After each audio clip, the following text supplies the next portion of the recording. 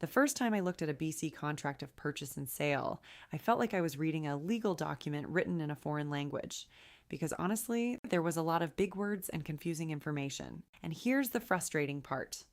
Not all realtors will walk you through it to make sure you understand it. You're handed an 8-page contract and you're expected to sign it.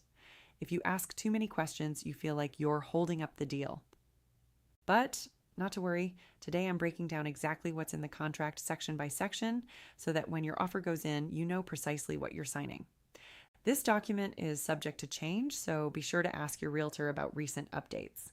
Now, before we dive in, feel free to download my free checklist for your first investment property at Jennifer.Corrigan under the Resources tab. It walks you through every step from financial readiness to closing day, written specifically for Canadian women investors. Now let's jump in. First off, this is not legal advice. Always speak with your realtor and lawyer about your specific situation. What I want to do today is simply walk you through this document so you can be informed and more confident. The BC Residential Contract of Purchase and Sale is developed by the BC Real Estate Association and the Canadian Bar Association. It's the legally binding agreement between a buyer and a seller. Once both parties sign it, that's it. You're in a contract, so let's make sure you understand it before that moment. First, let's talk about purchase price and the rescission right. Section 1 is your purchase price. But here's something many first-time buyers don't know about. BC has a home buyer rescission period. That means after your offer is accepted, you have 3 business days to change your mind. The catch? If you back out, you pay 0.25% of the purchase price to the seller. On a $700,000 property, that's $1,750. This right exists to protect you, but use it wisely, not as a substitute for doing your due diligence up front. Next, let's talk about the deposit. Section 2 says that your deposit is due within 24 hours of acceptance unless you've negotiated otherwise.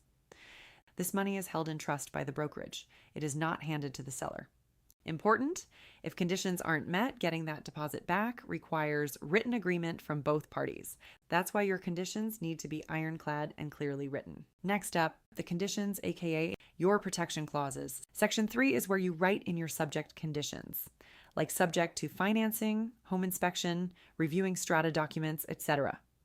Each condition has a deadline. If you don't waive or fulfill it in writing by that date, the contract dies and you get your deposit back, provided a general release document is signed by both parties. Now let's pivot to completion and possession dates. Completion in Section 4 is when money and title legally transfer. That happens at the land title office, and your lawyer or notary manages it. Possession date in Section 5 is when you actually get the keys. These are often a day or so apart, but not always, especially when there are tenants involved. If you're buying a property with existing tenants, the Residential Tenancy Act governs what happens next, and that's a whole other video that I'll be making soon. Section 6 talks about who pays what amount of property tax. This depends on when the sale takes place in the year because property tax is due in July each year. Next, Section 7 lists everything included in the purchase price, including appliances, window coverings, fixtures, etc. Here's my tip. If it's not written in, assume it's not included. I've heard of sellers taking light fixtures, doorbells, TV brackets, or even the high-end appliances, replacing them with poorer quality ones. Get specific, list the name brands of the items, and take pictures during the initial viewing. If you want the washer, dryer, and that custom shelving unit, name them. Section 8 lists the date of said viewing, and you can refer back to your pictures from that date if anything is out of place during your walkthrough on possession day. Next up, Section 9 means you're getting clear title, free of financial charges and encumbrances, with a few standard exceptions like utility easements or rights of way. Your lawyer will do a title search to confirm all of this before completion.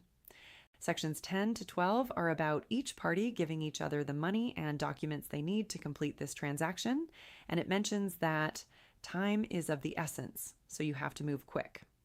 Now on to financing and costs. Section 13 states that the buyer is responsible for paying the seller all money owed, including getting a mortgage if necessary. Section 14 says the seller needs to pay off any money they still owe on their mortgage to give the buyer a clear title.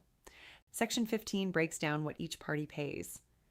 As the buyer, you're covering property transfer tax, land title registration fees, and mortgage-related costs. Section 18 is the guarantee of the contract and the property disclosure statement, in case there are undisclosed issues with the property found later. Your conditions are your safeguards, so don't agree to a contract without them. Sections 16 and 17 are about risk and who's bound by this contract, and until what time on what day in case something happens during the timelines in the contract, like a fire between contract acceptance and possession day, for example. And sections 19 and 20 confirm that both parties consent to the collection and disclosure of all their info relevant to the sale, and that the commissions from both sides can go directly to the agent's brokerages out of the sale proceeds. Section 20A states that assignment of the contract is not allowed without the seller's consent, i.e., this will be handled by the lawyers and brokerages directly. The buyer can't wholesale it without the seller's approval, and if they do, the seller gets the profit. Note, if you're interested in wholesaling a property, you have to cross this one out and get the seller's initials. It's rare that they'll agree to this, but anything's possible. Section 21 is agency disclosure by both realtors involved in the transaction. Next, Section 22 states that once this contract is signed, it's non-revocable, meaning no takebacks. Section 23 talks again about the buyer's right to rescission, but if they do, they have to pay the seller. Section 24 and 25 make sure the buyer and seller know this is a legal document, and any changes or counteroffers restart the clock and need to be agreed upon again on this same document. And last but not least, sections 26 and 27 are the offer and acceptance with dates, times, and signatures required by all. So now you know. You're not behind, you're not too late, you're just getting started, and now you're doing it informed. If this was helpful, please consider subscribing for more real estate investing tips. And don't forget to download my free investment property checklist at Jennifer.Corrigan.com under the resources tab.